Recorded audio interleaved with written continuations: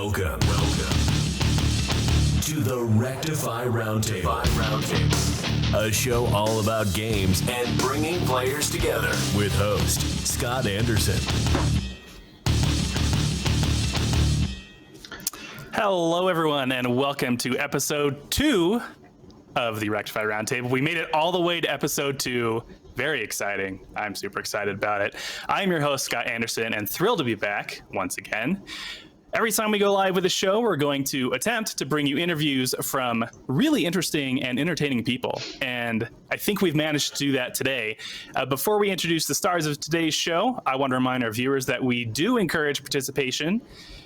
So feel free to send in questions you may have for our guests. You can do that through the Twitch chat.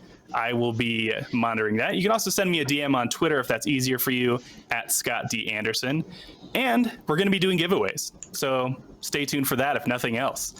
With all that said, let us get to our guests. This pair of Twitch streamers right above me are a part of the Rectify Esports team, and both coincidentally look really great in the color purple. Welcome, Pickle and Coyote. How are you guys doing today? I'm good. I feel like I forgot to wear my Rectify jersey today, so that's my bad. You did forget to wear it. I can go throw it on. Should I just go throw it on, or? No, it's too late now. Okay. Yeah, but you're just gonna have to take our word for it. He really does look good in purple, guys. I'm sure you can find it somewhere. But thank you for being on today, guys. And I mentioned at the top that we're encouraging audience participation, and we have a question right off the bat. Coyote, this one's for you. This came on Twitter from Jerb1521. I'm assuming you probably know who that is. He says, "Coyote, why are you always late?" Are people saying that my mic is destroyed or something? Is my mic sound normal? No. It sounds normal to me. Oh, Oh, it's embarrassing. I'm gonna go throw my jersey on. No. Hold on. You know what? This is what we're gonna do. Not a problem. We're just gonna start with Pickle. Pickle, is your microphone working fine? Let's Mike go. sounds Mike's fine. great. My equipment's way better than Coyote's. Everyone talks about that from time to time on Twitch, and it's brought up occasionally and every time I am on interviews with Coyote. All right. Well, I'm getting the thumbs up for Coyote, but we're going to start with Pickle. Coyote, I got a couple questions for you actually coming in just a second. So hold on there.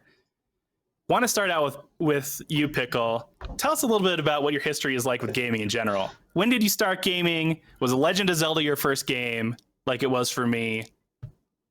What was it like for you? I first started on Sega, so I'm 31, so I started with some older systems. So I got the Sega Genesis when I was a kid. I probably played as much until I wore off all of the controllers and fell in love with gaming from that spot. And then I transitioned. First game was actually Sonic. So additionally, Zelda was a little after my time, but well, unless you went Nintendo route, but I went with Sega. So I played a lot of Alex Kidd. I played a lot of Sonic. I played a lot of Toe Jam and Earl, Zombies Ate My Neighbors, those kind of games. And that really jettisoned me into falling in love with gaming, and from there I just went from system to system, bouncing from like the early stage consoles, N64, GameCube, Xbox, PlayStation, all the way up through, now I'm on the PC, so I'm a big boy. Put my pants on now. Very good. Coyote, has your microphone issue been solved? I don't know. Everything looks good from my end, so I'm not really sure what's going on. It might be Chrome. We did it. I'm hearing yes. I restarted Chrome. We're getting Everyone says it thumbs up. sounds great. We're good. We did it. Everyone's saying it's good. All right. Great. So tell us, Coyote, what was your history like with gaming when you first started? I was a computer engineer, so when I was like 5 years old, we had a computer. So my dad never let me use it, but sometimes when he wasn't home, I got to sneak in a little bit of time. I played some Age of Empires on it, some SWAT. But yeah, I started with PC gaming, and it's what I've stuck with. So haven't really deviated from the PC path at all, huh? No, I mean, I played console for a while too, but I've always had a PC. It's just been part of how it goes. All right. Good stuff. Well, so let's get back to this question we started with. Well, we tried to start with, Coyote. Jerb1521 asked, why are you always late? And I guess that applies to your equipment being late for the party too. Yeah, I'm not, I don't think about my stream. I don't think about my stream till it's time for my stream to start. That's the issue. That's fair. You got lots to do, man. I understand that. Yeah, One True Ricky. There you go. Pickle, this one's for you. One true Ricky asks, how much for an hour of the guy on the right's time? I'm assuming you're the guy on the right. That's what it looks like for me. Oh, man. Depends what we're doing, but I'll do anything for 5 tier 1 subs. I can confirm that. There you go, man. Yeah, there you go. All right. So you guys are on here because you are a big part of our Twitch team with Rectify Esports. We're really excited to have you on here.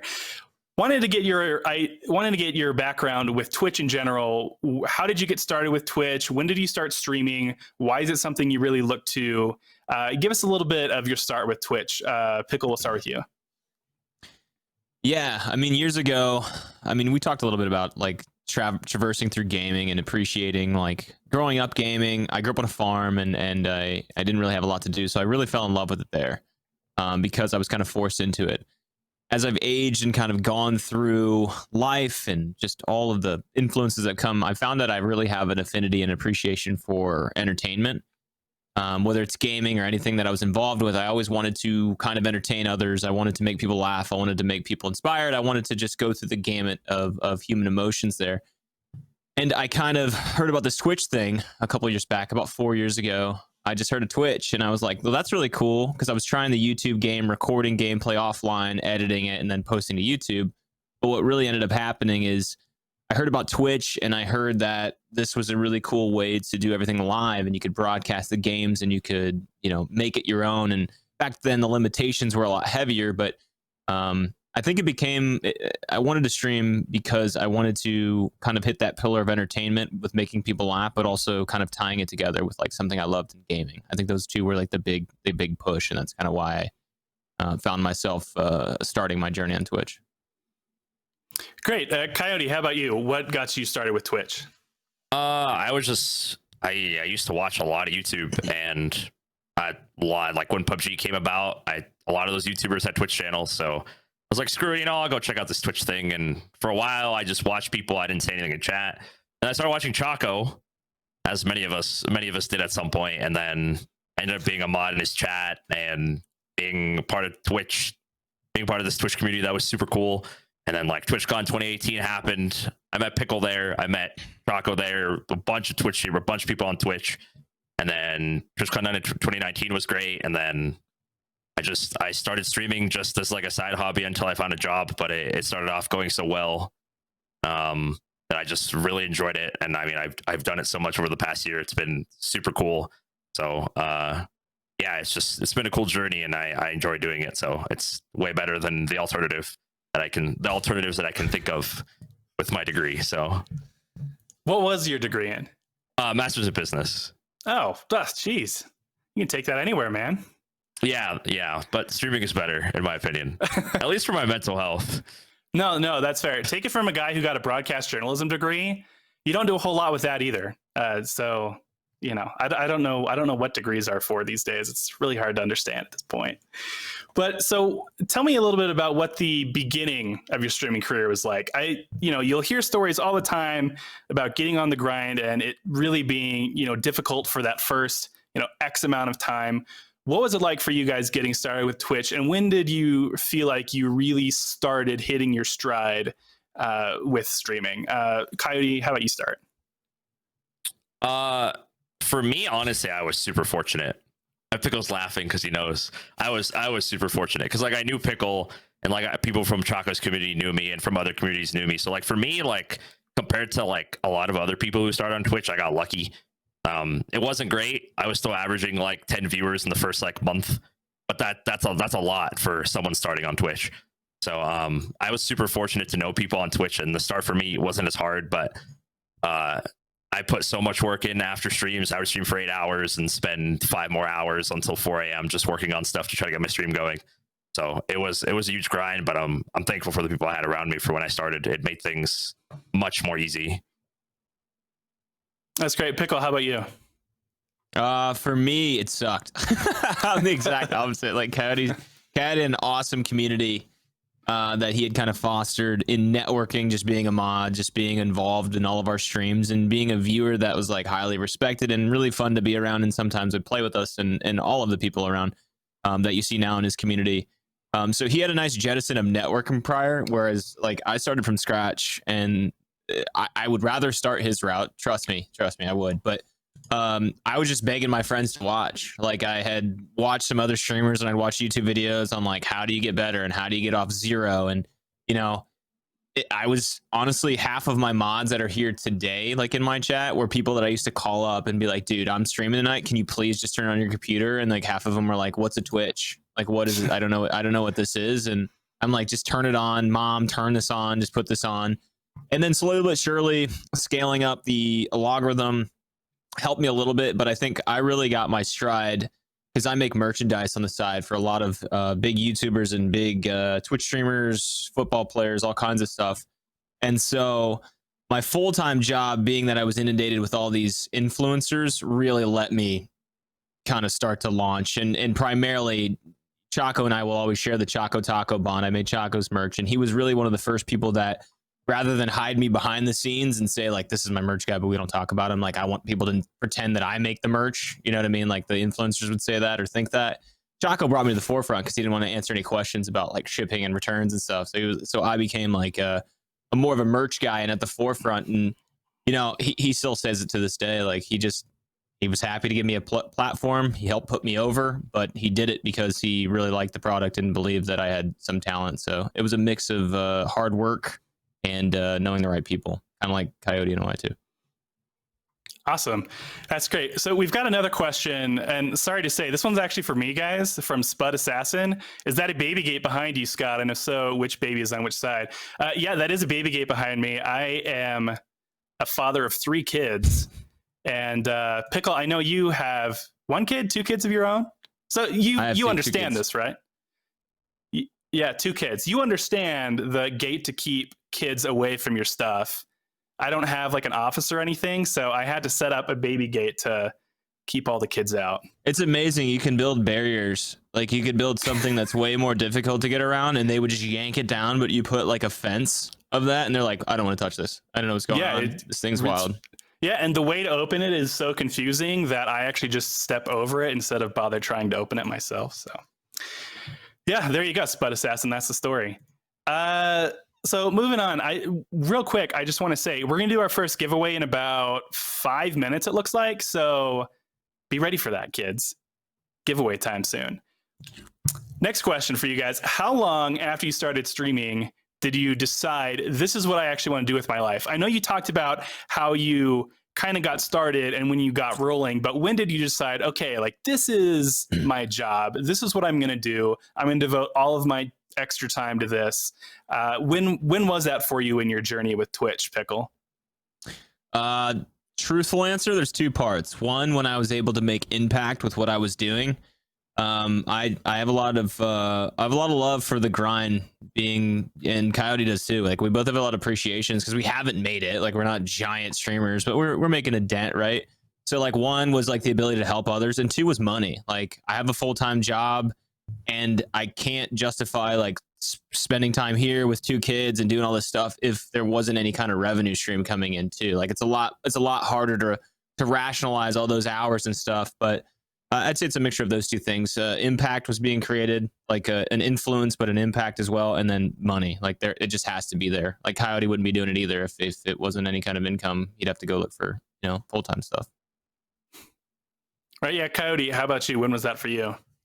Yeah, I mean, to get the obvious thing out of the way, I mean, I don't have any other income outside of Twitch, so obviously the money has to work. That's pretty obvious. But sometime in like March, I remember like just ending one of my streams, and like I just was like, damn, this is super cool. Like we had I had a super good day of PUBG. My chat was flowing.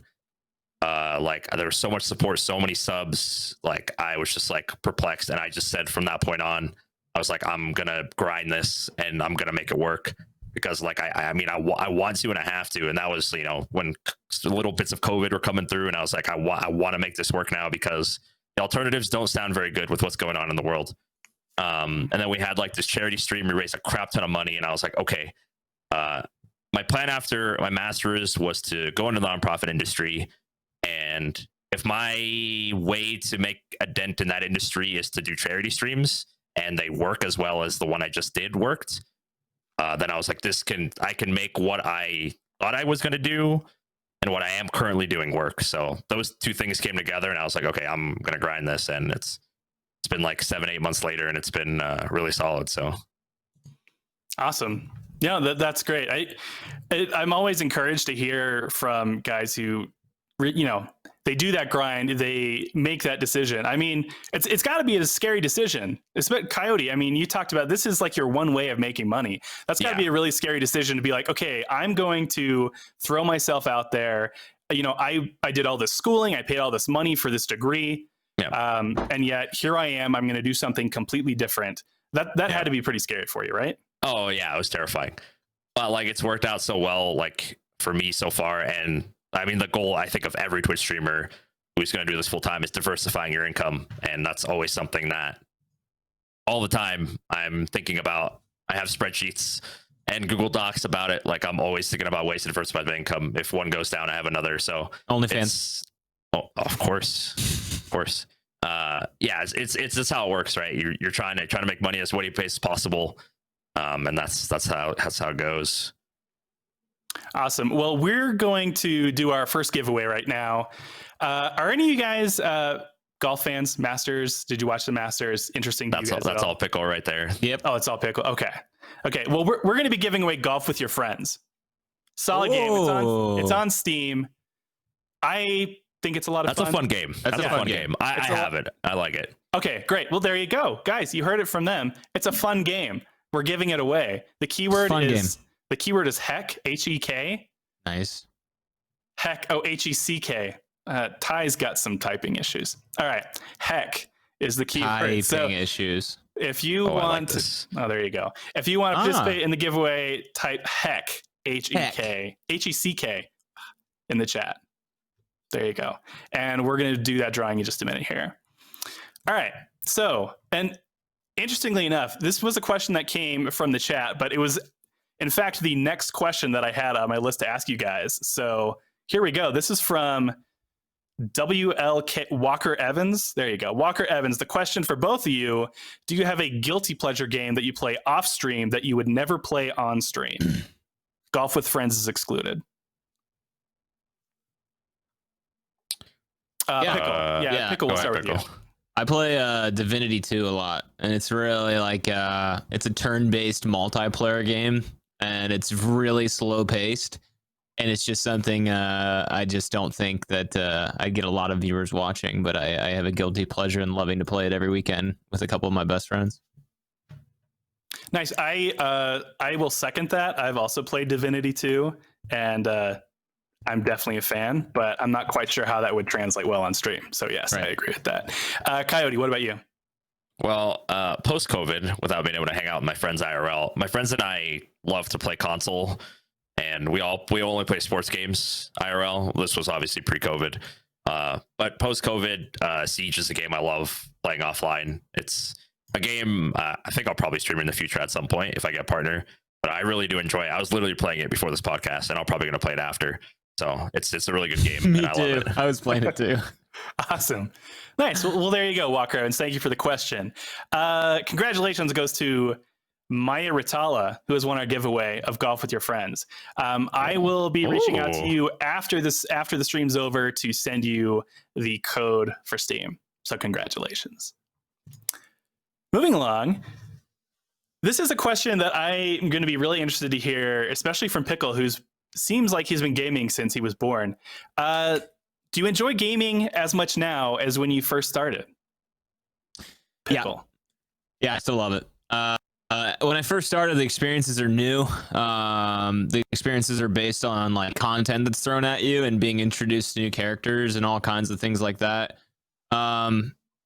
I think that's amazing, but as I have gotten older and things have become a little less extravagant, the more you see it, you become a little bit more desensitized to different new, experiences, your dopamine, whatever. I will say this, like the social aspect of it now is amazing. Like being able to hang with friends and do all kinds of group activities in a way, and just to hang out in a new post-COVID kind of era, and just as you grow and aren't able to leave the house with kids or aren't able to do so many things, deciding way to be able to reconnect, and I look forward to it a lot. Yeah, how about you, Coyote? Oh, it's 100% social. I mean, not 100%, but it's pretty close. I mean, like games wouldn't be fun if you didn't have friends to play with. Like 100%. I don't play single player games ever. I've never been a single player person. It's always been about playing with friends, hanging out, and I mean, during these times, it's a godsend for a lot of people to have video games. So I have not lost any love for video games, even after streaming so many hours every month. I still enjoy it as much as I did when I was a kid. So. Awesome. Yeah. And that kind of leads into the next question. Both of you are streaming a lot of PUBG.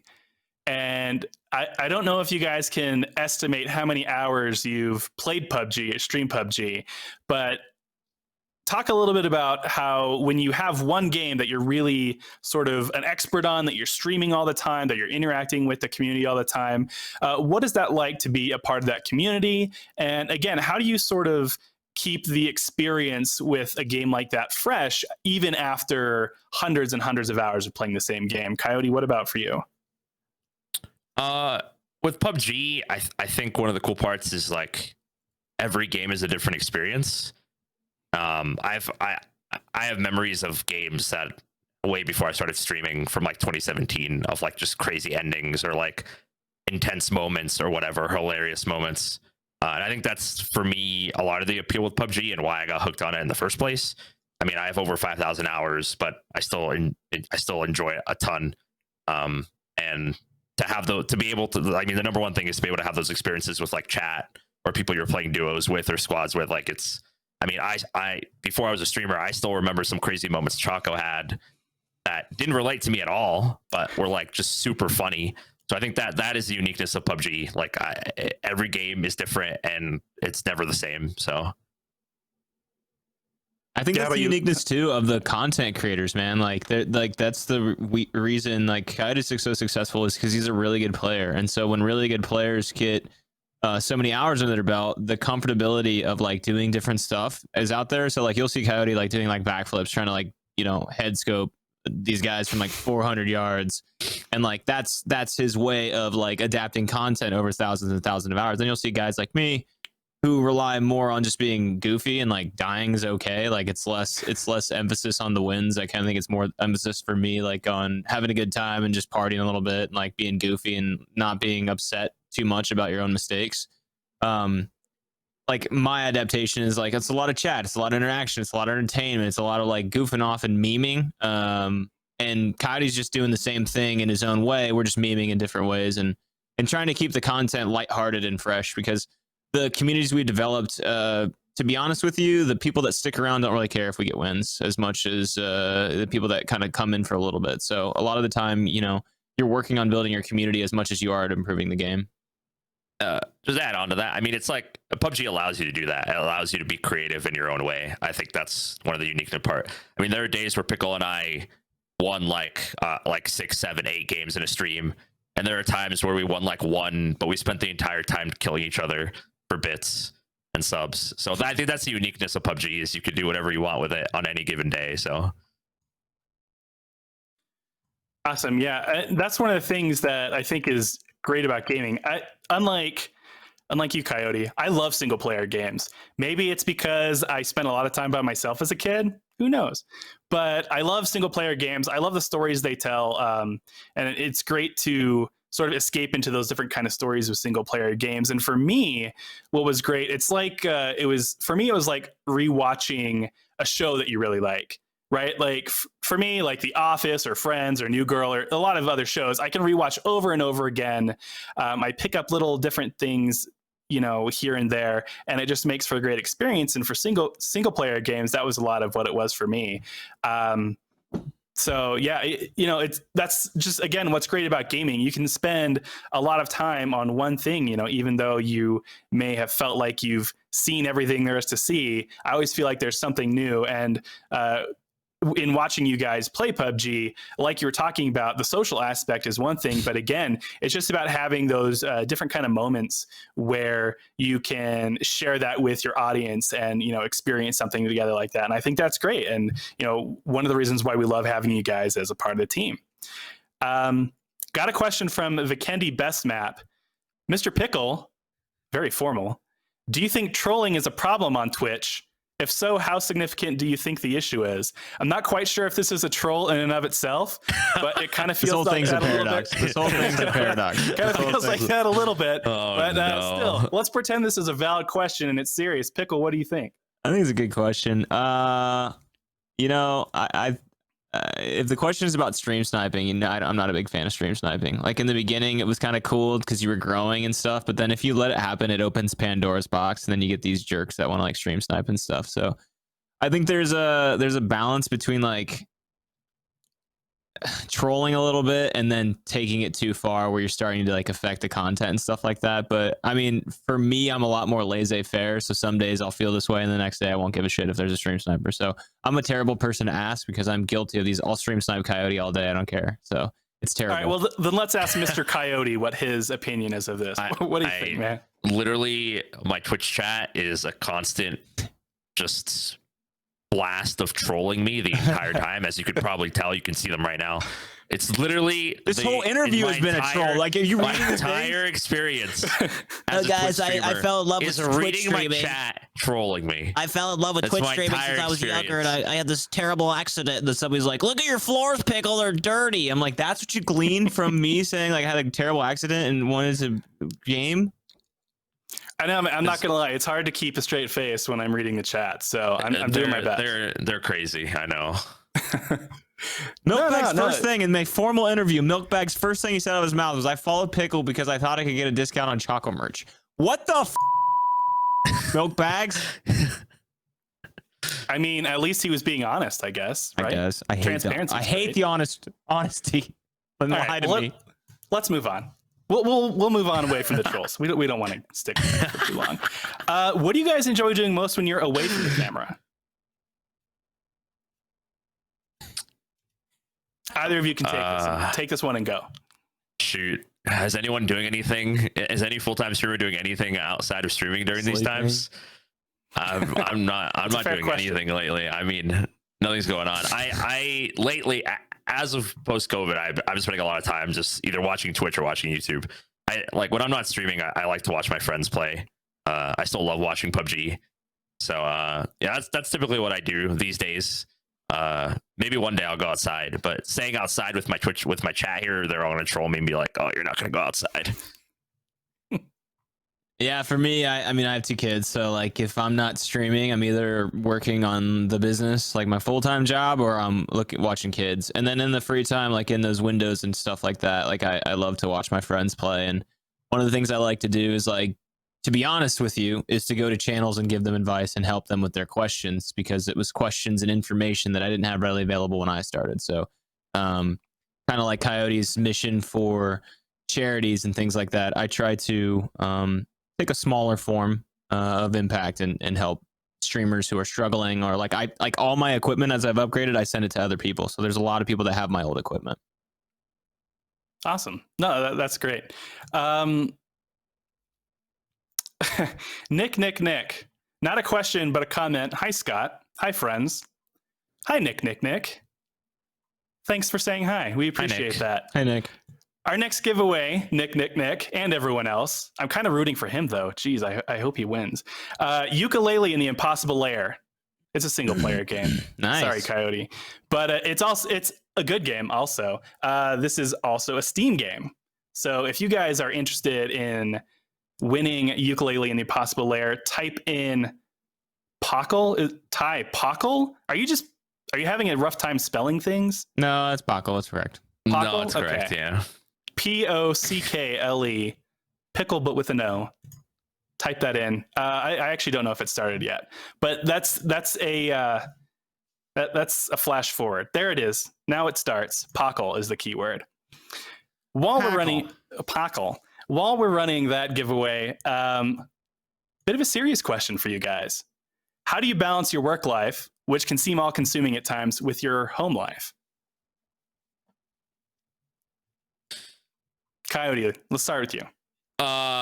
It's I'm not gonna lie, it's been a super hard struggle especially the last couple months doing that. I feel like all the time I'm thinking about my stream all the time. It's like there's mix of like my life is currently my stream, and I mean that's partially because of COVID and like there's not much else to do. But yeah, it is a huge struggle to balance that.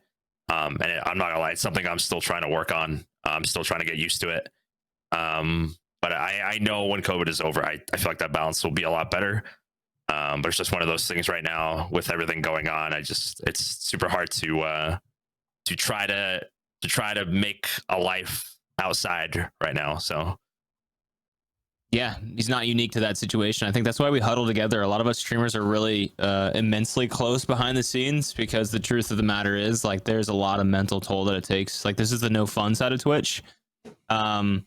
It's a really tough. You're not attending events that you wish you could. You're not going to these certain other days off that you wish you could have, or visiting friends, or going to see people, or families in town, but you got to cut it short because you got to go to this, or you can't make the arrangements you wish you could, or it's on the back of your mind because you're in a partner push or something like Coyote's kind of in.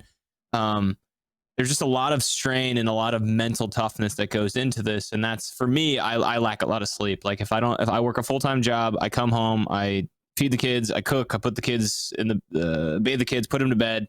Then I start my stream for 5 hours, and then I sleep and get up at 6. So like, I run on no sleep, but the appreciation for this far surpasses it.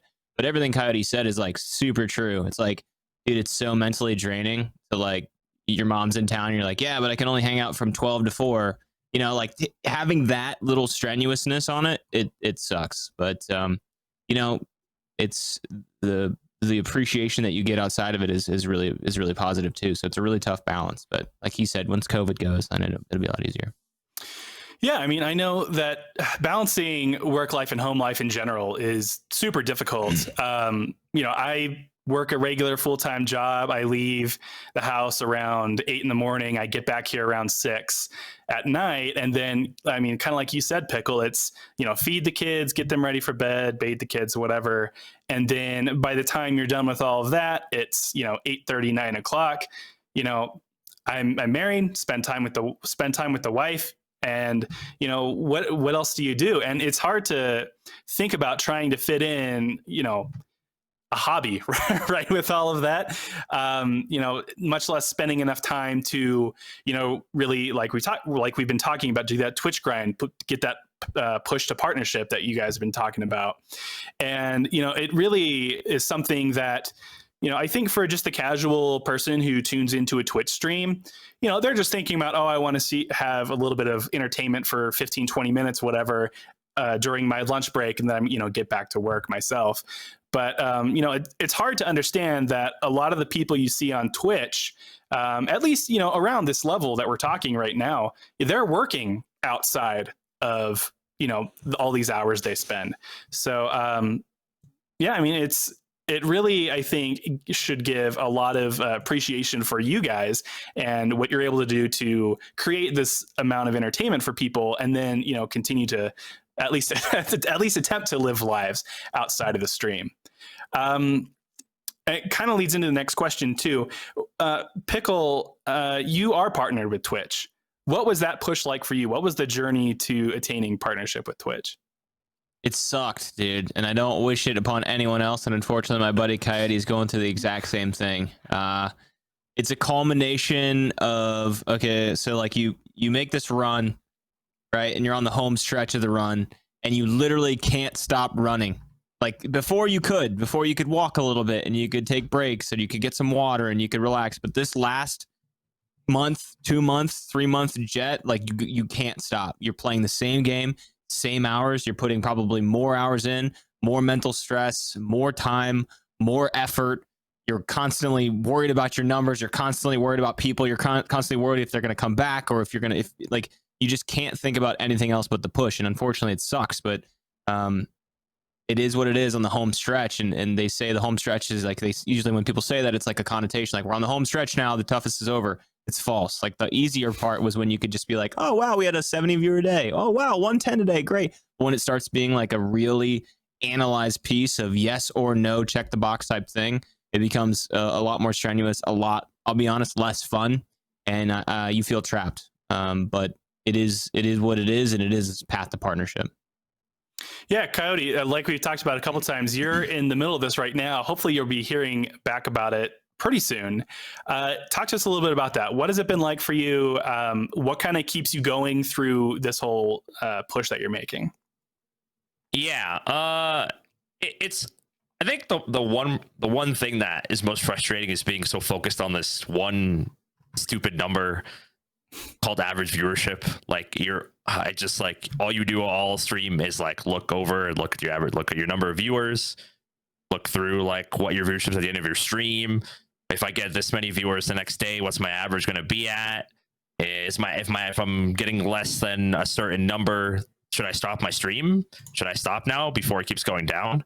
Should I keep streaming? Like that's happened to me so much, and I think it is definitely strenuous, you know, because like, dude, can I afford to miss a stream? Well, on these days I get better viewership, so I should probably stream that day. I can't take that day off. Or on this day I get less viewership, should I consider not streaming? It's just like all these questions run through your head. Oh, I can't really play another game right now because I get less viewers playing a different game, so I'm just have to stick with one game until I get it. So yeah, it is super strenuous. I mean, it's just part of the grind, and it's worth it in the end. It's obviously just one step in being a Twitch streamer. I mean, partner is super important, but like you got to partner is just like you get partner, and there's still a journey after being partner too. So wanting to get to that goal and reach it, and thinking about also what after that, because you know it doesn't stop. You know, you don't stop. That's the other thing. Like it keeps going on if you're doing this full time, and there's more to it after you get partner, and there's higher expectations of you too when you're partner. So yeah, it's a lot to think about, and it weighs heavily on your mind until you get to that point. So we'll see. We'll see end of this month and beginning of next month. We'll see. Awesome. Well, we're getting a lot of support for you in the chat, so I appreciate them. Well, I appreciate them when they're not trolling me. Yeah, let's get there. Real quick, just want to announce Milkbags Actual appears to be the winner of ukulele. I won that. I won that. I won that. Milkbags. All right. Well, they re-rolled. I'll let Ty sort that out. Ty already re-rolled. I'm not in charge. I want to take this interview to let you guys know I'm officially leaving Rectify. I've been taking a long. He stole from me. Boy, it's a real downer to get near the end of this thing, but let's just hope that's not true. We'll try and talk you out of it. We got a couple more questions before we close out here. Boy, a lot of it has been sort of kind of stressful, difficult things with Twitch, and if you're talking about that, you're talking about DMCA for sure.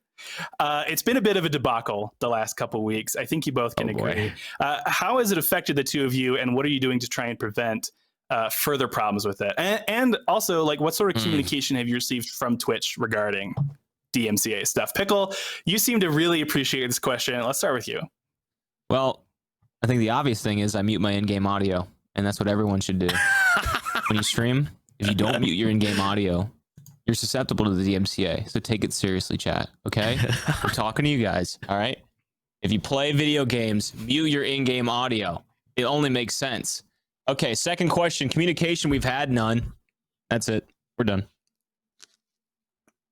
I deleted all my clips, Scott. I deleted all my clips. I deleted everything, Scott. It's all gone. Look, man, I'm not in charge of this. I'm merely asking the question. I'm Scott, not gonna. I deleted everything. And I still might get it because there's a public server that has a bunch of my Twitch clips and all my VODs on it. So I don't know if the RIAA is gonna come knocking. It's now, later, never. I don't know. I don't know, Scott. It's a very massive issue that could take up a podcast that lasted 24 hours. Hey, right. Hey, is your in-game audio muted right now, Coyote? Better turn it off right now. It is okay. I think one thing every Twitch streamer. Okay, let me just say this: it's been absolute chaos, and I think a lot what Pickle's talking about specifically by making fun of Twitch is like I think for a lot of Twitch streamers we just want Twitch to like kind of be on our side and be more communicative about what's going on. Yeah. Like it doesn't really feel, at least from my point of view, that Twitch is on our side. Like they're just kind of going through the motions, and they've ignored a lot of warning signs about this from the past.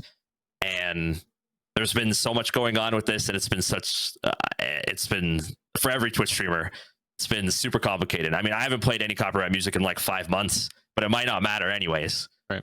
I deleted everything. I went back and deleted everything I could find with any kind of music in it. And this is the thing, almost every Twitch streamer played copyrighted music at some point because everyone did it. Like, it was just normal. Twitch never came out at any point explicitly said, hey, you guys all got to stop this. You're all screwed. Like, Twitch kind of ignored the problem for a long time, and now it's kind of all on our doorsteps now, and who knows what the future is going to hold. We can't even figure out what Doc got banned, so we're not going to probably figure out any kind of clarity on DMCA, you know? Yeah, there you go. Yeah.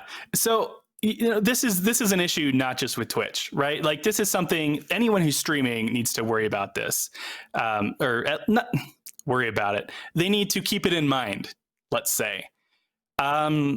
What advice would you give to people who are streaming? Mute your in-game audio, right? But like, no. Seriously, what sort of advice would you give for people who are, this is a problem for a lot of people. I think especially a lot of people who have creative streams, right? Like where they're drawing, where they're doing, things that music is a big part of that. What are your guys' opinion on that? I mean, my advice would probably not be, first of all, like with knowing what I know about Twitch and everything I've been through and all the highs and the lows, like DMCA is the least of my worries. I would tell them, look, there's a lot of information available out now about how you can counter it. There's plenty of playlists you can find on Spotify of people that have put out music that you can play in the background. That's great. Do your research. There's like 5 games. A lot of streamers are putting out resources that allow you to... Dog just came downstairs, sorry. There's a lot of resources available to you now that streamers have kind of dug and found out and just said, like, hey, here's what you can do, here's what you can't do. Don't play Tony Hawk, don't play the music on Grand Theft Auto. Like, it's very black and white now. Unfortunately, we had to figure it out ourselves. I think my advice for someone who's streaming would be to hedge expectations. I think that is my number one piece of advice, is hedge your expectations. Do not come in thinking you're going to have 20 viewers the first day. And if you do, because people are excited for you, do not think that is a constant, that is a median. Like, that there are pops, there's ebbs, there's flows. And so we really focus on mental health, and Coyote takes a big stance on it. I take a big stance on it. We're there for each other a lot because this is hard. And if you don't have the right expectations coming into it, you can get hurt, and you can get hurt really bad thinking that your life is based on a number. Coyote's going through it right now. Even as all he knows, he's so smart, he's sharp, master's degree, he is still held to a number right now, that stupid partner checklist, right? Like, we all know he's partnered, but he's held to this dumb number, right?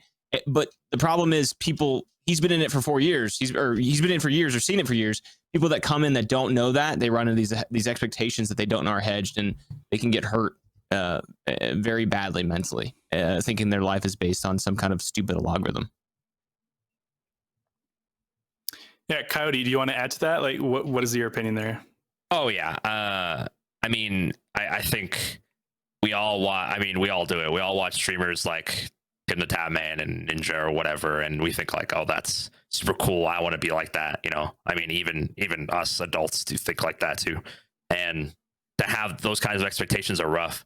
I mean, like, the chances of becoming a full-time streamer and making it are so little.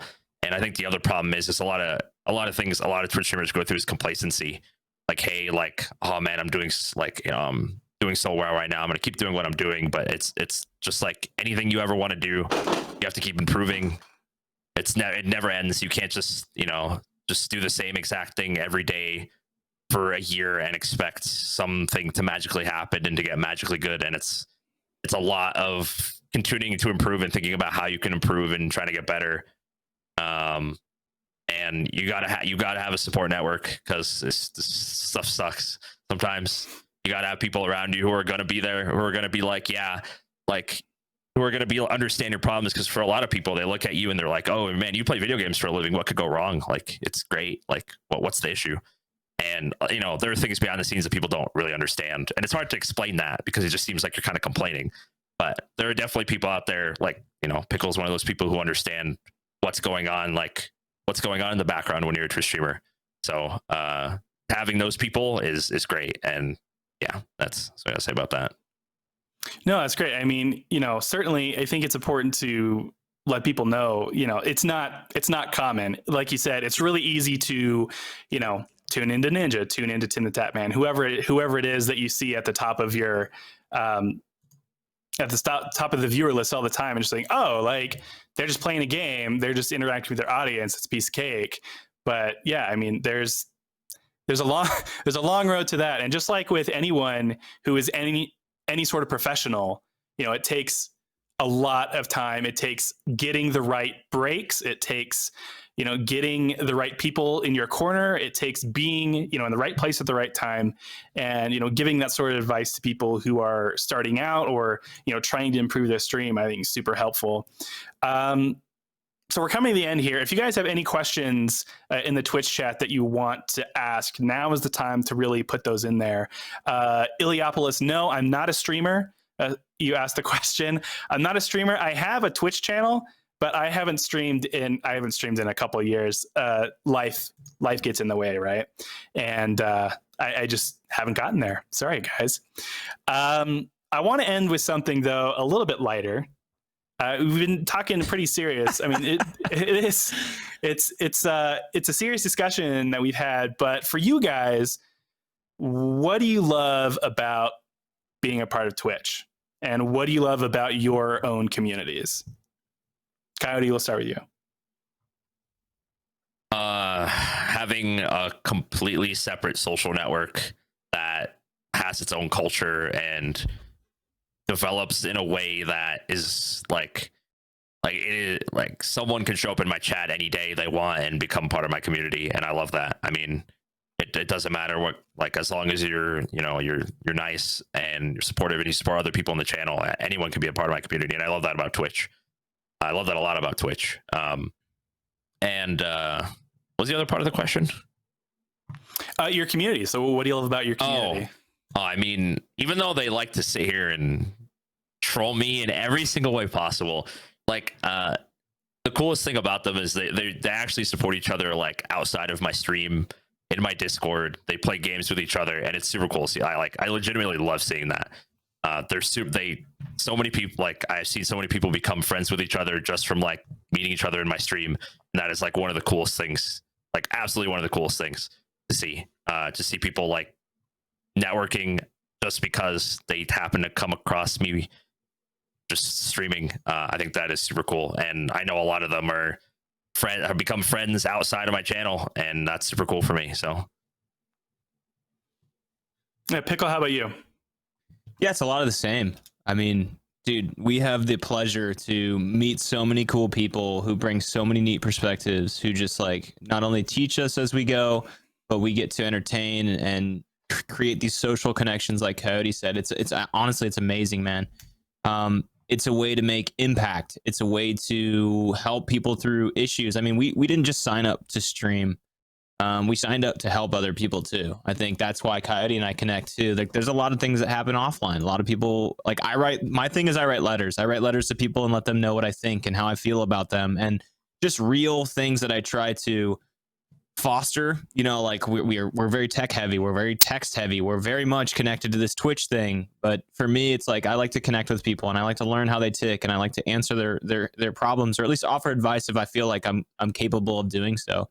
So for me, it's deeper than that. It's like these huge friendships of another social network that Coyote said. I mean, these people aren't just viewers, like people say. It's like a true bond of like just a support system. It's people you think of even though you're not online. It's just it runs a lot deeper, and it's unlike any experience. And that's, I think, in summary, that's why we give those hours. If it sucks, we're stressed, we may not want to stream, we may have had a shit day, we may have gotten in trouble at work, we may have had to fire somebody, we may have had to, have a tough discussion with our family, we may have to do whatever, but we put it all aside because we want to be there for a lot of people, because it is gratifying to help and to laugh and to love and to learn and to cry and whatever you feel in your communities. But you do all that in a day, and that's a hell of a day.